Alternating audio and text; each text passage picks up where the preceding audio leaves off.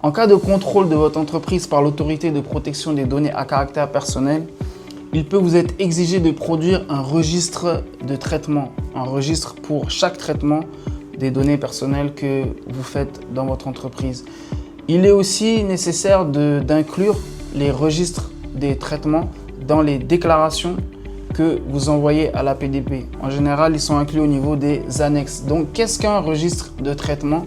Le registre de traitement est un document qui va vous permettre de très facilement pouvoir faire vos déclarations APDP avec les formulaires à remplir, parce que le registre de traitement contient toutes les informations liées au traitement des données. On va en parler aujourd'hui avec un exemple qui est simple, qui concerne les traitements de vidéosurveillance. Comme vous l'avez déjà vu dans notre précédente vidéo sur les formulaires spécifiques, il existe un formulaire spécifique au traitement par vidéosurveillance. Et afin de bien remplir ce formulaire pour votre déclaration APDP, il est nécessaire d'établir dans un premier temps un registre de traitement. Donc si on va sur le site de l'APDP, il y a déjà un modèle de registre qui est proposé. C'est un fichier Excel qui est découpé en 3 parties.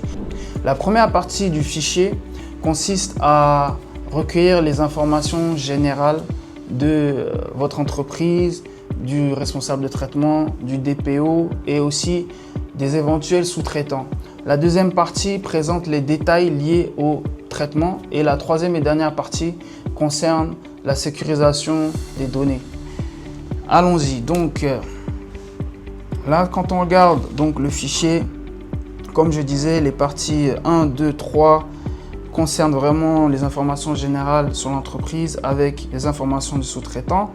Ensuite, on a les parties 4, 5, 6 et 7 qui concernent les détails du traitement. Donc, pour un traitement par vidéosurveillance, bon, le code d'activité, pas la peine de le renseigner. Pour la dénomination ou description, vous pouvez tout simplement indiquer donc surveillance vidéo du bâtiment ou des locaux de l'entreprise. La date de création correspond en fait à la date à partir de laquelle vous avez commencé à enregistrer les vidéos. Les finalités pour une vidéosurveillance, il s'agit de la surveillance des entrées et sorties du bâtiment, surveillance ou sécurisation des entrées et sorties. Les catégories de personnes concernées, donc ça concerne à la fois les visiteurs, les clients, les employés de l'entreprise. Et le fondement juridique, par défaut, on va mettre intérêt légitime du responsable de traitement, mais peut-être que vous êtes dans une activité dans laquelle la réglementation exige que vous mettiez en place une vidéosurveillance, dans quel cas vous pouvez mettre que c'est une obligation légale. Quand on prend les principes relatifs au traitement, à gauche, on parle du consentement. Pour une vidéosurveillance, c'est compliqué d'obtenir le consentement des personnes concernées, mais chaque personne a un droit à l'information. Donc vous pouvez le préciser dans les droits des personnes concernées. Et donc pour un droit à l'information, en général, la forme c'est un affichage bien visible au niveau du hall d'accueil par exemple. Ensuite au niveau du service et du délai de réponse, là ce ne sera pas spécifié. Par contre, lorsque on va parler par exemple du droit à l'oubli ou droit à la suppression, c'est la même chose. Là, le mode et la forme, ça va être est-ce que c'est un envoi par mail, est-ce que c'est un rendez-vous physique dans les locaux, est-ce que c'est un appel téléphonique. Donc pour que la personne demande à exercer ce droit. Le service, il faudra définir est-ce que ça se fait au niveau, la demande se fait au niveau de la direction générale ou du secrétariat ou un autre service. Et le délai de réponse, donc c'est le délai nécessaire à votre entreprise pour effectuer la dite suppression des données, donc des vidéos enregistrées du client ou de la personne qui a demandé la suppression. Ensuite, il y a éventuellement un droit à la consultation, donc ça à mettre avec réserve la disponibilité parce que en général la consultation doit se faire dans le cadre d'une procédure judiciaire, donc en impliquant la police. Et pour la vidéosurveillance, bon, le droit des personnes qui ne peut pas être appliqué, du coup il n'y aura pas de droit à l'opposition, pas non plus de droit de rectification. Et au niveau du droit de la portabilité, à voir si vous êtes en fonction de votre situation, en fonction de votre activité, est-ce que vous souhaitez rendre disponible un droit à la portabilité de ces données-là. Les données traitées, donc c'est simple, images, son, vidéo.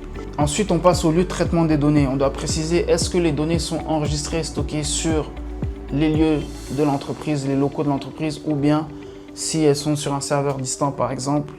Et si possible, on précise l'adresse à laquelle ces données sont donc traitées. Ensuite, on va passer à la dernière section qui concerne la sécurité des données et l'accès par des tiers, avec donc les points 8, 9, 10 et 11. Donc le point 8 concerne le visionnage des données. On doit préciser les personnes qui ont accès aux données, qui surveillent les données, à quelle fréquence elles surveillent les données et où, à quel endroit. Si jamais le visionnage se fait à distance, on précise comment. Est-ce que c'est via une interface web? Est-ce qu'elle est accessible via mot de passe? Qui a accès à cette interface? Et dans le cas d'une interface web, donc il faudra spécifier donc l'URL. Donc ensuite, pour la sauvegarde et suppression des données, on va indiquer les différents enregistrements. Donc on le fait par caméra. Et donc pour chaque caméra, on a une heure de début d'enregistrement, une heure de fin d'enregistrement et une personne associée, donc un responsable.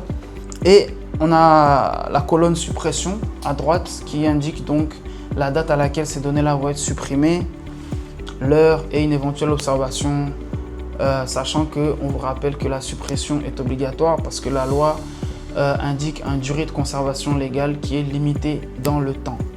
Ensuite, on passe à la consultation de données par des tiers. Donc, il faudra préciser si jamais il y a eu des tiers qui ont eu à consulter les données, donner toutes les informations sur ces personnes-là, avec notamment la référence de la pièce d'identité. On précise aussi donc la finalité, la raison pour laquelle ils ont eu à consulter ces données-là, la date et l'heure de visualisation.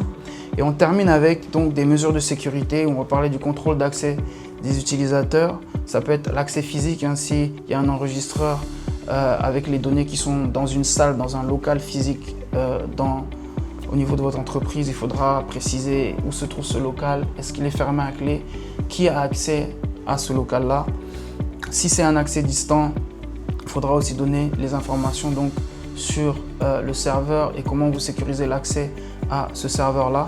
Il y a des mesures de traçabilité qu'il faut indiquer, le journal d'accès des utilisateurs, les logs, des mesures de protection via des logiciels, notamment antivirus, le chiffrement des données. Donc si jamais là on est sur une vidéosurveillance donc à distance, avec des données qui sont transmises par voie IP sur un serveur distant. Et ensuite, on va parler aussi des sous-traitants parce que vous pouvez travailler avec un sous-traitant éventuellement qui vous a installé le système de vidéosurveillance. Ce sous-traitant-là, il peut peut-être revenir pour faire de la maintenance, faire des réparations. Comment est-ce que vous gérez l'accès du matériel et des données pour ce sous-traitant-là? Est-ce qu'il y a une clause de sécurité, une clause de confidentialité entre vous et ce sous-traitant? Voilà, grosso modo, la structure d'un fichier de registre de vidéosurveillance. Il faut savoir que les registres de traitement reprennent à peu près les mêmes sections. Elles s'adaptent en fonction du traitement. Bien sûr, un registre de vidéosurveillance est légèrement différent qu'un registre de traitement des données du personnel, mais c'est en gros le même principe. C'est un document qui est vivant, qui doit être mis à jour au fil de l'eau par le DPO. C'est un document qui n'est pas figé. Aujourd'hui, on a regardé un modèle proposé par la PDP, mais vous pouvez très bien le personnaliser, le faire évoluer en fonction de votre réalité, en fonction de votre contexte, sachant que l'objectif, c'est qu'il soit facile d'utilisation pour vous et qu'il vous aide à mieux correspondre avec la PDP et à faire plus facilement vos déclarations APDP. Si jamais vous avez besoin d'assistance ou des questions pour la mise en place de vos registres de traitement, n'hésitez pas à contacter WDS. On sera très heureux de vous aider.